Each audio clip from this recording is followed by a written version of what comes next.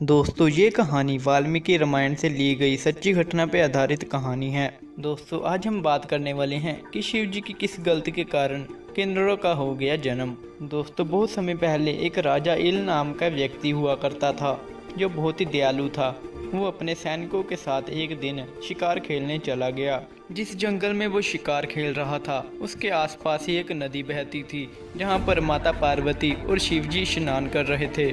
माता पार्वती को प्रसन्न करने के लिए भगवान शिव ने भी स्त्री रूप धारण कर लिया था।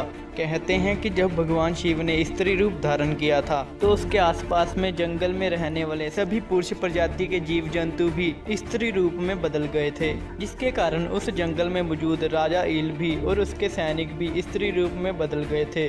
अपना नया रूप देख के राजा बहुत क्रोधित हो गए थे और जैसे ही उनको पता चला कि ये सब भगवान शिव के कारण हुआ है वो उनकी शरण में चले गए।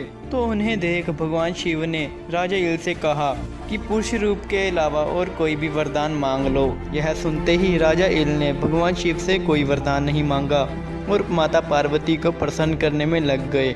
फिर माता पार्वती ने राजा ईल से कहा कि जो तुम पुरुष रूप का वरदान मांग रहे हो उसका आधा भाग तो शिव जी के पास है, यानी मैं तुम्हें सिर्फ पुरुष भाग का आधा हिस्सा ही दे सकती हूँ। मतलब कि तुम्हें अपना आधा जीवन पुरुष रूप में जीना होगा और आधा जीवन स्त्री रूप में। और माता पार्वती ने कहा कि तुम ये भी फैसला कर सकते हो कि तुम पुरुष रूप में कौन से समय रहना चाहते हो और स्त्री रूप में कौन से समय में। तो बहुत सोच समझ के राजा ईल ने कहा कि मैं 1 महीने स्त्री रूप में रहूंगा और 1 महीने पुरुष रूप में। यह सुनते ही माता पार्वती ने उनकी इच्छा अनुसार उनको वरदान दे दिया, जिसके बाद से राजा ईल 1 महीने तक स्त्री रूप में रहा करते थे और 1 महीने पुरुष रूप में।